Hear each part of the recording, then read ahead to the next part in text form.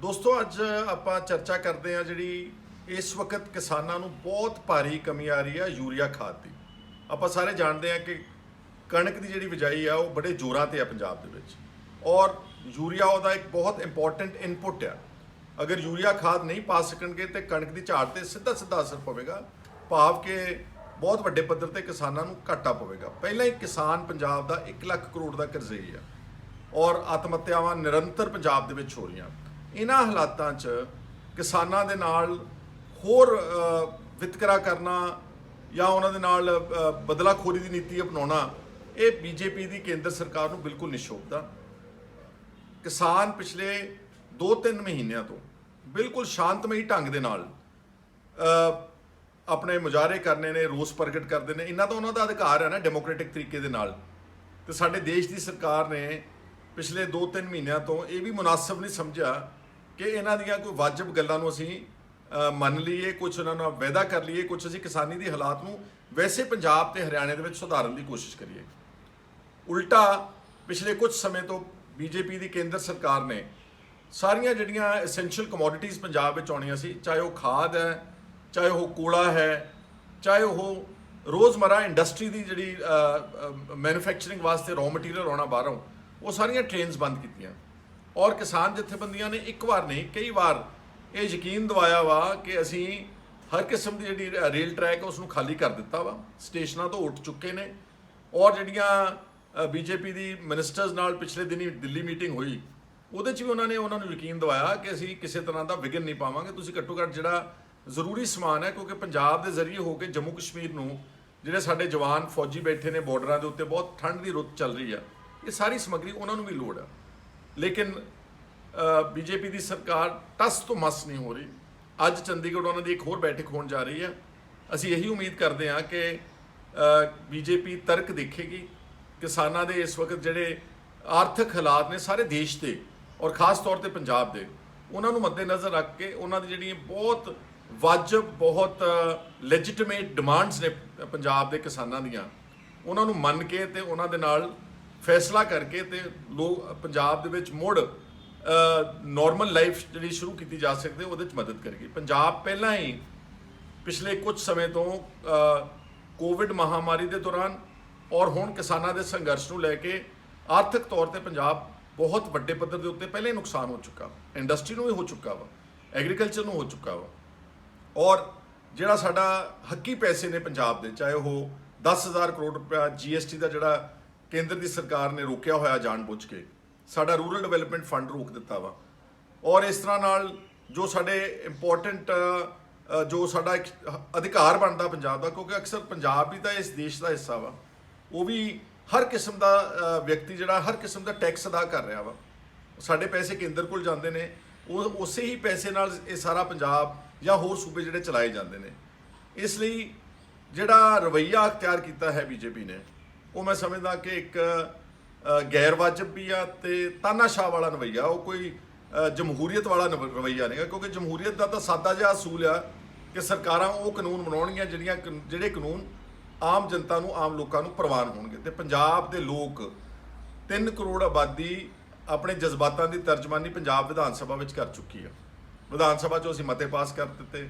ਪੰਜਾਬ ਦੇ ਅਸੀਂ ਜਿਹੜੇ ਕੇਂਦਰ ਨੇ ਕਾਨੂੰਨ ਬਣਾਏ ਸੀ, ਵਿਧਾਨ ਸਭਾ 'ਚ ਅਸੀਂ ਉਹ ਸਾਰੇ ਕਾਨੂੰਨਾਂ ਨੂੰ ਰੱਦ ਕਰ ਦਿੱਤਾ। ਔਰ ਇਹਦੇ ਬਾਵਜੂਦ ਔਰ ਕਿਸਾਨ ਬੜੇ ਅਰਸੇ ਤੋਂ ਧਰਨਿਆਂ ਮੁਜ਼ਾਹਰਿਆਂ ਤੇ ਬੈਠੇ ਹੋਏ ਨੇ, ਭੁੱਖੇ ਨੇ ਤੇ ਆਏ ਨੇ, ਘਰੋਂ ਬੇਘਰ ਸਾਰਾ ਕੰਮ ਛੱਡ ਕੇ ਬੈਠੇ ਨੇ। ਔਰ ਮੈਂ ਸਮਝਦਾ, ਮੈਂ ਦਾਤ ਦਿੰਦਾ ਇਸ ਕਿਸਾਨਾਂ ਦੀ ਜਥੇਬੰਦੀਆਂ ਨੂੰ ਕਿ ਉਹਨਾਂ ਨੇ ਸਾਰਾ ਜਿਹੜਾ ਇਸ ਵਕਤ ਤੱਕ ਜਿਹੜੇ ਡੈਮੋਨਸਟ੍ਰੇਸ਼ਨ ਆ ਜਾਂ ਜਿਹੜੇ ਪ੍ਰੋਟੈਸਟ ਹੈਗੇ, ਸਾਰੇ ਬਿਲਕੁਲ ਪੀਸਫੁਲ ਰੱਖੇ ਨੇ।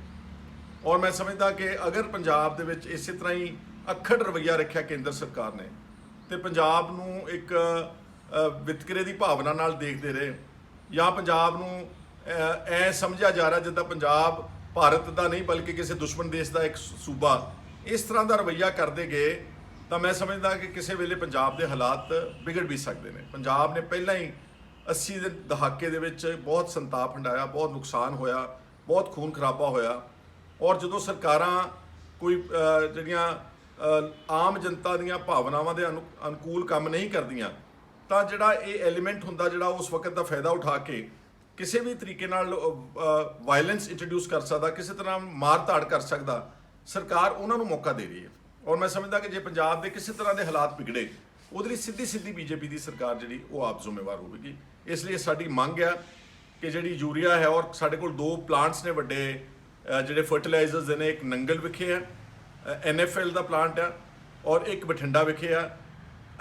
ਦੱਸਿਆ ਇਹ ਗਿਆ ਭਾਰਤੀ ਕਿਸਾਨ ਯੂਨੀਅਨ ਦੇ ਸਾਡੇ ਜਿਹੜੇ ਮਿੱਤਰ ਨੇ, ਉਹ ਕਹਿੰਦੇ ਕਿ ਇਹਨਾਂ 'ਚ ਬਹੁਤ ਭਾਰੀ ਸਟਾਕ ਪਿਆ ਹੋਇਆ। ਇਹ ਵੀ ਸਟਾਕ ਸਰਕਾਰ ਜਿਹੜੀ ਰਿਲੀਜ਼ ਨਹੀਂ ਕਰ ਰਹੀ, ਔਰ ਉਹਦਾ ਅਸਰ ਇਹ ਪੈ ਰਿਹਾ ਕਿ ਜਿਹੜੀ 270 ਰੁਪਏ ਨੂੰ ਬੋਰਾ ਸੀ ਯੂਰੀਆ ਦਾ, ਉਹ ਅੱਜ 450 ਰੁਪਏ ਨੂੰ ਪੰਜਾਬ ਦੇ ਵਿੱਚ ਬਲੈਕ ਵਿੱਚ, ਕਾਲਾ ਬਾਜ਼ਾਰੀ ਵਿੱਚ ਪੰਜਾਬ ਦੇ ਵਿੱਚ ਕਿਸਾਨਾਂ ਤੱਕ ਪਹੁੰਚ ਰਿਹਾ।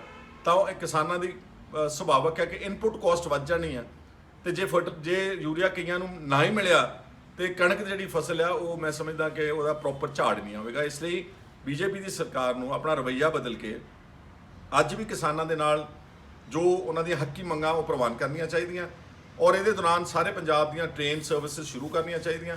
ਹਰ ਕਿਸਮ ਦਾ ਕੂੜਾ, ਹਰ ਕਿਸਮ ਦੀ ਫਰਟੀਲਾਈਜ਼ਰਸ, ਹਰ ਕਿਸਮ ਦੇ ਪਦਾਰਥ ਜਿਹੜੇ ਪੰਜਾਬ ਦੇ ਲੋਕਾਂ ਨੂੰ, ਆਵਾਮ ਨੂੰ ਲੋੜ ਹੈਗੀ ਆ, ਉਹ ਛੇਤੀ ਤੋਂ ਛੇਤੀ ਮੁਹੱਈਆ ਕਰਾਉਣੇ ਚਾਹੀਦੇ। ਤੇ ਨਾਲ ਸਾਡਾ ਜਿਹੜਾ ਅਧਿਕਾਰਤ ਪੈਸਾ ਹੈ 10,000 ਕਰੋੜ ਰੁਪਇਆ, ਉਹ ਕੋਈ ਛੋਟਾ ਅਮਾਊਂਟ ਨਹੀਂਗਾ। ਤੇ ਨਾਲ ਜਿਹੜਾ ਸਾਡਾ ਰੂਰਲ ਡਿਵੈਲਪਮੈਂਟ ਫੰਡ ਰੋਕਿਆ ਹੋਇਆ, ਉਹ ਸਾਰੇ ਪੈਸੇ ਜਿਹੜੇ ਆ ਉਹ ਤੁਰੰਤ ਕੇਂਦਰ ਦੀ ਸਰਕਾਰ ਨੂੰ, ਪੰਜਾਬ ਨੂੰ ਰਿਲੀਜ਼ ਕਰਨੇ ਚਾਹੀਦੇ। ਇਸੇ ਵਿਸ਼ੇ ਦੇ ਉੱਤੇ ਮੇਰੇ ਨਾਲ ਮੇਰੇ ਕੁਲੀਗ ਸਰਦਾਰ ਜਗਦੇਵ ਸਿੰਘ ਕਮਾਲੂ, ਜਿਹੜੇ ਕਿ MLA ਮੌੜ ਨੇ, ਜਿਹੜੇ ਖੁਦ ਕਿਸਾਨ ਨੇ, ਜਿਨ੍ਹਾਂ ਨੇ ਬਹੁਤ ਅਰਸਾ ਭਾਰਤੀ ਕਿਸਾਨ ਯੂਨੀਅਨ ਵਿੱਚ ਆਪ ਬਤੌਰ ਇੱਕ ਵਰਕਰ ਕੰਮ ਕੀਤਾ, ਔਰ ਜਿਹੜੀ ਇਹਨਾਂ ਨੂੰ ਲੋਕ ਪਹੁੰਚ ਕਰਕੇ ਜਿਹੜੀਆਂ ਕੰਪਲੇਂਟਸ ਕਰ ਰਹੇ ਨੇ, ਮੈਂ ਜਗਦੇਵ ਜੀ ਨੂੰ ਬੇਨਤੀ ਕਰੂੰਗਾ ਕਿ ਚੰਦ ਸ਼ਬਦ ਤੁਹਾਡੇ ਨਾਲ ਜਗਦੇਵ ਜੀ ਵੀ ਸਾਂਝੇ ਕਰਨ। ਦੋਸਤੋ, ਵੈਸੇ ਤਾਂ ਖਹਿਰਾ ਸਾਹਿਬ ਨੇ ਬੜੇ ਡਿਟੇਲ 'ਚ ਦੱਸ ਦਿੱਤੀ ਹੈ ਸਾਰੀ ਗੱਲ, ਪਰ ਬੜੇ ਦੁੱਖ ਦੀ ਗੱਲ ਹੈ ਕਿ ਉਹ ਕਿਸਾਨ ਜਿਹੜਾ ਦੇਸ਼ ਦੇ ਸਾਰੀ ਪਬਲਿਕ ਨੂੰ ਉਹਦਾ ਢਿੱਡ ਭਰਦਾ ਹੈ, ਪੂਰੇ ਦੇਸ਼ ਨੂੰ ਅਨਾਜ ਮੁਹੱਈਆ ਕਰਾਉਂਦਾ ਹੈ, ਅੱਜ ਉਹ ਵਿਚਾਰਾ ਆਪ ਭੁੱਖਾ ਸੜਕਾਂ 'ਤੇ ਬੈਠਾ ਹੈ। ਬੜੇ ਦੁੱਖ ਦੀ ਗੱਲ ਹੈ। ਉਹਦੀ ਫਸਲ ਦੀ ਬਿਜਾਈ ਆ ਰਹੀ ਹੈ ਕਣਕ ਦੀ, ਅੱਜ ਕਣਕ ਬੀਜਣ ਵਾਸਤੇ ਉਹਨੂੰ ਫਰਟੀਲਾਈਜ਼ਰ ਖਾਦ ਨਹੀਂ ਮਿਲ ਰਹੀ, ਤੇ ਯੂਰੀਆ ਖਾਦ ਜਿਹੜੀ ਉਹਨਾਂ ਨੇ ਵਰਤੋਂ 'ਚ ਲੈਣੀ ਹੈ ਉਹ ਕਾਫੀ ਦਿੱਕਤ ਨਾਲ, ਕਾਫੀ ਮੁਸ਼ਕਲਾਂ ਨਾਲ ਮਿਲ ਰਹੀ ਹੈ। ਵੈਸੇ ਕਾਫੀ ਮਤਲਬ ਬਲੈਕ ਵਗੈਰਾ 'ਤੇ ਮਿਲ ਰਹੀ ਹੈ। ਬੜੇ ਦੁੱਖ ਦੀ ਗੱਲ ਹੈ। ਪਹਿਲੀ ਗੱਲ ਤਾਂ ਇਹ ਕਿ ਸੈਂਟਰ ਸਰਕਾਰ ਨੂੰ, ਭਾਜਪਾ ਦੀ ਸਰਕਾਰ ਨੂੰ ਹੀ ਚਾਹੀਦਾ ਹੈ ਕਿ ਉਹ ਕਿਸਾਨਾਂ ਦੀ ਇਸ ਮੁਸ਼ਕਲ ਨੂੰ ਦੇਖਦੇ ਹੋਇਆ ਫਰਟੀਲਾਈਜ਼ਰ, ਕੋਲਾ, ਜਿਵੇਂ ਕਿ ਮੋਟਰਾਂ ਦੇ, ਤਾਂ ਪੰਜਾਬ ਦਾ ਤਕਰੀਬਨ 37-38% ਰਕਬਾ ਜਿਹੜਾ ਉਹ ਮੋਟਰਾਂ ਰਾਹੀਂ ਸਿੰਜਿਆ ਜਾਂਦਾ ਹੈ, ਧਰਤੀ ਹੇਠਲੇ ਪਾਣੀ ਰਾਹੀਂ। ਤੇ ਅੱਜ ਬਹੁਤੇ ਥਾਈਂ ਸਾਡੇ ਕਾਟਨ ਬੈਲਟ ਹੈ, ਮੇਰੇ ਉਧਰ ਬਠਿੰਡੇ ਜ਼ਿਲ੍ਹੇ ਕੰਨੀ ਨਰਮਾ ਬੀਜਿਆ ਹੋਇਆ, ਨਰਮੇ ਵਾਲੀ ਫਸਲ ਹੈ ਜਿਹੜੀ ਹੁਣ ਉਹਨੂੰ ਅੱਗੇ ਸਿੰਚਾਈ ਕਰਨੀ ਹੈ ਕਣਕ ਬੀਜਣ ਵਾਸਤੇ। ਤੇ ਜੇ ਮੋਟਰਾਂ ਦਾ ਕੋਲਾ ਨਾ ਗਿਆ, ਮੋਟਰਾਂ ਖੜ ਗਈਆਂ, ਤਾਂ ਕਿਸਾਨਾਂ ਨੂੰ ਬੜੀ ਦਿੱਕਤ ਪੇਸ਼ ਆਊਗੀ। ਉਹ ਕਿਸਾਨ ਨੇ ਉਹ ਕਣਕ ਉਗਾ ਕੇ ਪੂਰੇ ਦੇਸ਼ ਦਾ ਢਿੱਡ ਭਰਨਾ ਹੈ, ਸਾਰੇ ਲੋਕਾਂ ਨੂੰ ਖਾਣ ਨੂੰ ਦੇਣਾ, ਸਾਰਾ ਕਾਰੋਬਾਰ ਚੱਲਣਾ ਉਹਦੀਆਂ ਫਸਲਾਂ ਤੇ, ਸਾਰਾ ਸਿਸਟਮ, ਸਾਰਾ ਵਪਾਰ, ਸਾਰਾ ਸਿਸਟਮ ਹੀ ਮਤਲਬ ਕਿਸਾਨ ਤੇ ਨਿਰਭਰ ਹੈ, ਕਿਉਂਕਿ ਸਾਡਾ ਦੇਸ਼ ਹੈ ਜਿਹੜਾ ਉਹ ਕਿਸਾਨੀ ਸੂਬਾ ਹੈ, ਕਿਸਾਨੀ ਦੇਸ਼ ਹੈ। ਸਾਡੇ 85% ਲੋਕ ਹੈ ਜਿਹੜੇ ਕਿਸਾਨੀ ਤੇ ਨਿਰਭਰ ਨੇ। ਇਸ ਲਈ ਅੱਜ ਲੋੜ ਹੈ ਕਿ ਜਿਹੜੇ ਸਾਡੇ ਪੰਜਾਬ ਦੇ ਵਿੱਚ ਹੀ ਨੈਸ਼ਨਲ ਫਰਟੀਲਾਈਜ਼ਰ ਦੇ ਕਾਰਖਾਨੇ ਹੈ, ਪਲਾਂਟ ਲੱਗੇ ਹੋਏ ਆ, ਬਠਿੰਡਾ ਹੈ ਜਾਂ ਨੰਗਲ ਹੈ, ਉਹਨਾਂ ਕੋਲੇ ਜਿੰਨੀ ਯੂਰੀਆ ਪਈ ਹੈ ਉਹ ਸੈਂਟਰ ਸਰਕਾਰ ਦੇ ਤਹਿਤ ਆਉਂਦੀ ਹੈ ਤਾਂ ਉਹ ਆਰਡਰ ਕਰੇ, ਜੇ ਪੰਜਾਬ ਸਰਕਾਰ ਦੇ ਤਹਿਤ ਆਉਂਦੀ ਹੈ ਤਾਂ ਪੰਜਾਬ ਸਰਕਾਰ ਉਹ ਸਾਰੇ ਕਿਸਾਨਾਂ ਨੂੰ ਮੁਹੱਈਆ ਕਰਾਵੇ, ਤਾਂ ਜੋ ਕਿਸਾਨਾਂ ਦੀ ਜਿਹੜੀ ਯੂਰੀਆ ਜਾਂ DAP ਦੀ ਕੋਈ ਦਿੱਕਤ ਹੈ ਉਹ ਮੁਸ਼ਕਲ ਹੈ ਹੱਲ ਕੀਤੀ ਜਾਵੇ। ਬੜੇ ਦੁੱਖ ਦੀ ਗੱਲ ਹੈ ਕਿ ਕਿਸਾਨ ਆਪਦੀਆਂ ਜਾਇਜ਼ ਮੰਗਾਂ ਲਈ ਅੱਜ ਮਤਲਬ ਸੜਕਾਂ 'ਤੇ ਬੈਠੇ ਨੇ, ਤੇ ਤਕਰੀਬਨ ਮਹੀਨੇ ਤੋਂ ਵੱਧ ਸਮਾਂ ਹੋ ਗਿਆ ਕਿਸਾਨਾਂ ਨੂੰ ਇਸ ਤਰ੍ਹਾਂ। ਪਹਿਲਾਂ ਉਹ ਰੇਲਵੇ ਟਰੈਕਾਂ 'ਤੇ ਬੈਠੇ ਸੀ, ਜਦੋਂ ਕਿਹਾ ਕਿ ਪੰਜਾਬ ਸਰਕਾਰ ਨੇ ਬੇਨਤੀ ਕੀਤੀ, ਮਤਾ ਪਾਇਆ, ਉਹਦੇ ਵਿਰੁੱਧ ਜਿਹੜਾ ਆਰਡੀਨੈਂਸ ਪਾਸ ਕੀਤਾ ਸੀ, ਜਿਹੜਾ ਬਿੱਲ ਬਣਾਇਆ ਸੀ MSP ਦੇ ਵਿੱਚ, ਉਹਦੇ ਵਿਰੁੱਧ ਜਦੋਂ ਮਤਾ ਪਾਇਆ ਤਾਂ ਇਹਨਾਂ ਨੇ ਰੇਲਾਂ ਰੋਕ ਲਈਆਂ। ਤਾਂ ਰੇਲਾਂ, ਉਹਨਾਂ ਨੇ ਕਿਸਾਨਾਂ ਨੂੰ ਕਿਹਾ ਕਿ ਕਿਸਾਨਾਂ ਦੀ ਲੋੜੀ ਦੀਆਂ ਵਸਤਾਂ ਆ ਜਾਣ ਦਿਓ, ਟਰੈਕ ਖਾਲੀ ਕਰ ਦਿਓ। ਉਹਨਾਂ ਨੇ ਵਿਚਾਰਿਆਂ ਨੇ ਉਹਦੀ ਮੰਗ ਮੰਨ ਲਈ, ਕਿਸਾਨਾਂ ਨੇ ਸਰਕਾਰ ਦੀ ਬੇਨਤੀ ਮੰਨਦੇ ਹੋਏ ਟਰੈਕ ਖਾਲੀ ਕਰਤੇ। ਤੇ ਅੱਜ ਤੱਕ ਮਤਲਬ ਤਕਰੀਬਨ 15-20 ਦਿਨ ਟੱਪ ਗਏ, ਤੇ ਜਿਹੜੀ ਸੈਂਟਰ ਸਰਕਾਰ ਹੈ ਉਹਨੇ ਟ੍ਰੇਨਾਂ ਜਿਹੜੀਆਂ ਮਾਲ ਗੁਡਸ ਟ੍ਰੇਨਾਂ ਉਹ ਵੀ ਰੋਕ ਛੱਡੀਆਂ। ਬੜੀ ਦੁੱਖ ਦੀ ਗੱਲ ਹੈ। ਤੇ ਅੱਜ ਜੇ ਪੰਜਾਬ ਦਾ ਕਿਸਾਨ ਜਾਂ ਦੇਸ਼ ਦਾ ਕਿਸਾਨ ਮਰਦਾ ਹੈ ਤਾਂ ਸਾਰਾ ਜਿਹੜਾ ਦੇਸ਼ ਹੈ ਉਹ ਤਬਾਹ ਹੋ ਜਾਊਗਾ। ਇਸ ਲਈ ਅੱਜ ਸੋਚਣ ਦੀ ਲੋੜ ਹੈ। ਮੇਰੀ ਅਪੀਲ ਹੈ, ਮੇਰੀ ਬੇਨਤੀ ਹੈ ਸੈਂਟਰ ਸਰਕਾਰ ਨੂੰ ਕਿ ਉਹ ਕਿਸਾਨਾਂ ਦੀਆਂ ਮੁਸ਼ਕਲਾਂ ਹੱਲ ਕਰਦੇ ਹੋਏ ਉਹਨਾਂ ਦੀਆਂ ਜਾਇਜ਼ ਮੰਗਾਂ ਸਾਰੀਆਂ ਜਾਇਜ਼ ਮੰਗਾਂ ਮੰਨੇ, ਕਿਉਂਕਿ ਸਾਰੀਆਂ ਕਿਸਾਨਾਂ ਦੀਆਂ ਜਾਇਜ਼ ਹੀ ਮੰਗਾਂ ਹੈ। ਉਹ ਤਾਂ ਸਿਰਫ ਕੀਮਤ ਸੂਚਕ ਤੋਂ ਹੁੰਦੇ ਹੋਏ ਸਵਾਮੀਨਾਥਨ ਦੀ ਰਿਪੋਰਟ ਤੋਂ ਹੁੰਦੇ ਹੋਏ ਜਿਹੜੀ ਸਰਕਾਰ ਨੇ ਨਿਰਧਾਰਿਤ ਕੀਤੀ ਹੈ ਕੀਮਤ, ਉਸ ਦੀ ਗਰੰਟੀ ਲੈਣੀ ਚਾਹੁੰਦੇ ਨੇ, ਉਹ ਵੀ ਦੇਣ ਨੂੰ ਤਿਆਰ ਨਹੀਂ। ਬੜੇ ਦੁੱਖ ਦੀ ਗੱਲ ਹੈ।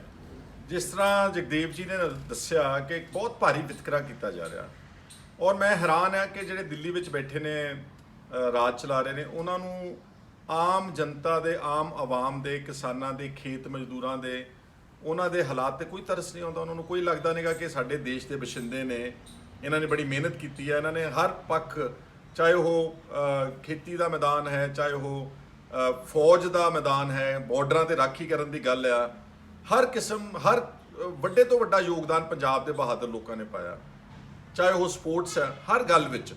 ਤੇ ਸਾਡੇ ਨਾਲ ਹੀ ਇਸ ਤਰ੍ਹਾਂ ਦਾ ਵਿਤਕਰਾ ਕਰਕੇ ਮੈਨੂੰ ਤਾਂ ਸਮਝ ਨਹੀਂ ਆਉਂਦੀ ਕਿ ਕੇਂਦਰ ਦੀ ਸਰਕਾਰ ਨੂੰ ਕੀ ਤਸੱਲੀ ਮਿਲ ਰਹੀ ਆ। ਵੈਸੇ ਵੀ ਸਾਰੇ ਸਮੂਹ ਦੇਸ਼ ਦੇ ਕਿਸਾਨਾਂ ਦੀ ਗੱਲ ਇਹਨਾਂ ਨੂੰ ਧਿਆਨ 'ਚ ਰੱਖਣੀ ਚਾਹੀਦੀ ਆ। 60-65% ਲੋਕ ਅੱਜ ਵੀ ਪਿੰਡਾਂ ਵਿੱਚ ਰਹਿੰਦੇ ਨੇ। ਪਿੰਡਾਂ ਵਿੱਚ ਖੇਤੀ ਦੇ ਆਰਥਿਕ ਜਿਹੜੀ ਟੋਟਲ ਅਰਥ ਵਿਵਸਥਾ ਉਹ ਖੇਤੀ ਤੇ ਆਧਾਰਿਤ ਆ, ਤੇ ਜੇ ਖੇਤੀ ਫੇਲ ਹੁੰਦੀ ਆ, ਯਾਦ ਰਹੇ ਕਿ ਪਿੰਡਾਂ ਦੀ ਆਮ ਜਿਹੜੀ ਆਮਦਨ ਹੈ, ਚਾਹੇ ਉਹ ਆੜਤੀਏ ਨੇ, ਤੇ ਚਾਹੇ ਉਹ ਦੁਕਾਨਦਾਰ ਨੇ, ਤੇ ਚਾਹੇ ਉਹ ਛੋਟੇ ਵਪਾਰੀ ਨੇ, ਜਾਂ ਉਹ ਦਰਮਿਆਨੇ ਕਾਰਖਾਨੇਦਾਰ ਨੇ, ਉਹ ਸਾਰਾ ਕੁਝ ਫਲॉप ਹੁੰਦਾ ਵਾ। ਔਰ ਜਿਹੜਾ ਜਗਦੇਵ ਜੀ ਨੇ ਕਿਹਾ ਕਿ ਅਸੀਂ ਤਾਂ ਇਹ ਉਮੀਦ ਕਰਦੇ ਸੀਗੇ ਕਿ ਨਵੀਂ ਸਰਕਾਰ ਬਣੀ ਹੈ ਬੀਜੇਪੀ ਦੀ 2019 ਚ ਦੋਹਰੀ ਵਾਰੀ, ਇਹ ਸਵਾਮੀਨਾਥਨ ਕਮੇਟੀ ਦੀ ਰਿਪੋਰਟ ਨੂੰ ਲਾਗੂ ਕਰਨਗੇ, ਔਰ ਉਹਨਾਂ ਨੇ ਆਪਣੇ ਚੋਣ ਮੈਨੀਫੈਸਟੋ ਵਿੱਚ ਇਹ ਗੱਲ ਜ਼ਿਕਰ ਕੀਤੀ ਹੋਈ ਹੈ। ਔਰ ਜਿਹੜਾ ਸਵਾਮੀਨਾਥਨ ਕਮੇਟੀ ਦੀ ਰਿਪੋਰਟ ਦੀ ਰეკਮੈਂਡੇਸ਼ਨ ਹੈ, ਉਹਦਾ ਸਭ ਤੋਂ ਇੰਪੋਰਟੈਂਟ ਪੁਆਇੰਟ ਇਹੀ ਹੈ ਕਿ ਜਿੰਨੀ ਵੀ ਖੇਤੀ ਦੀ ਲਾਗਤ ਆਉਂਦੀ ਉਹ ਸਾਰੀ ਕੈਲਕੂਲੇਟ ਕਰਕੇ ਤੇ MSP ਜਿਹੜੀ ਹੈ ਉਹ 1.5 ਗੁਣਾ ਦਿੱਤੀ ਜਾਵੇਗੀ ਕਿਸਾਨਾਂ ਨੂੰ। ਅੱਜ ਅਗਰ ਕਣਕ ਦੀ ਸਵਾਮੀਨਾਥਨ ਕਮੇਟੀ ਫਾਰਮੂਲੇ ਦੇ ਹਿਸਾਬ ਦੇ ਨਾਲ ਕੈਲਕੂਲੇਸ਼ਨ ਕੀਤੀ ਜਾਵੇ ਤਾਂ ਕਣਕ ਦਾ ਭਾਅ 7000 ਰੁਪਏ ਕੁਇੰਟਲ ਚਾਹੀਦਾ ਸਵਾਮੀਨਾਥਨ ਕਮੇਟੀ ਦੀ ਰਿਪੋਰਟ ਦੇ ਹਿਸਾਬ ਦੇ ਨਾਲ, ਪਰ ਮਿਲ ਕਿੰਨਾ ਰਿਹਾ ਵਾ 1900-2000 ਰੁਪਇਆ। ਤੁਸੀਂ ਇੱਥੋਂ ਅੰਦਾਜ਼ਾ ਲਾ ਲਓ ਕਿ ਇੱਕ ਮਿਹਨਤਕਸ਼ ਵਰਗ ਜਿਨ੍ਹਾਂ ਨੇ ਸਾਰੀ ਜ਼ਿੰਦਗੀ ਕੋਈ ਕਿਰਤੀ ਕੀਤੀ ਆ, ਕੋਈ ਗਲਤ ਕੰਮ ਨਹੀਂ ਕੀਤਾ, ਅੱਜ ਸਾਡੀ ਸਰਕਾਰਾਂ ਉਹਨਾਂ ਦੇ ਨਾਲ ਹੀ ਕੀ ਕਹਿੰਦੇ ਆ ਕਿ ਬਦਲਾਖੋਰੀ ਕਰ ਰਹੀ ਆ, ਉਹਨਾਂ ਨੂੰ ਟਿਚਰਾਂ ਕਰ ਰਹੀ ਆ, ਉਹਨਾਂ ਨੂੰ ਸਬਕ ਸਿਖਾਉਣ ਦੀ ਨੀਤੀ ਤੇ ਕਰ ਰਹੇ ਆ, ਤੇ ਉਹਨਾਂ ਨੂੰ ਇੱਕ ਮੰਗਤਿਆਂ ਵਾਂਗੂ ਕਦੀ ਦਿੱਲੀ ਸੱਦ ਲੈਂਦੇ ਨੇ, ਕਦੀ ਕਿਤੇ ਸੱਦ ਲੈਂਦੇ ਨੇ। ਮੈਂ ਸਮਝਦਾ ਕਿ ਅੱਜ ਅਗਰ ਜਿਹੜੀ ਚੰਡੀਗੜ੍ਹ ਬੈਠਕ ਹੋਵੇ, ਉਹ ਇੱਕ ਨਤੀਜਾ ਕੁੰਨ ਬੈਠਕ ਹੋਣੀ ਚਾਹੀਦੀ ਹੈ, ਤੇ ਕਿਸਾਨਾਂ ਦੀਆਂ ਡਿਮਾਂਡਸ ਮੰਨ ਕੇ ਟ੍ਰੇਨਸ ਵੀ ਚਲਾਉਣ, ਔਰ ਜਿਹੜੀਆਂ ਉਹਨਾਂ ਦੀਆਂ ਹੱਕੀ ਮੰਗਾਂ ਨੇ ਉਹ ਸਾਰੀਆਂ ਸਵੀਕਾਰ ਕਰਨ, ਤੇ ਸਾਡੀਆਂ ਜਿਹੜੀਆਂ ਕਿਸਾਨਾਂ ਦੀਆਂ ਫਸਲਾਂ ਨੇ ਉਹ ਸਾਨੂੰ ਸਵਾਮੀਨਾਥਨ ਕਮੇਟੀ ਰਿਪੋਰਟ ਦੇ ਰეკਮੈਂਡੇਸ਼ਨ ਦੇ ਹਿਸਾਬ ਦੇ ਨਾਲ ਸਾਨੂੰ MSP ਜਿਹੜੀ ਆ ਉਹ ਕੇਂਦਰ ਦੀ ਸਰਕਾਰ ਫਿਕਸ ਕਰੇ। ਅੱਜ ਦਾ ਇਹ ਸਾਡਾ ਵਿਚਾਰ ਸੀਗਾ। ਤੁਹਾਡਾ ਸਾਰਿਆਂ ਦਾ ਬਹੁਤ ਬਹੁਤ ਸ਼ੁਕਰੀਆ, ਧੰਨਵਾਦ ਜੀ।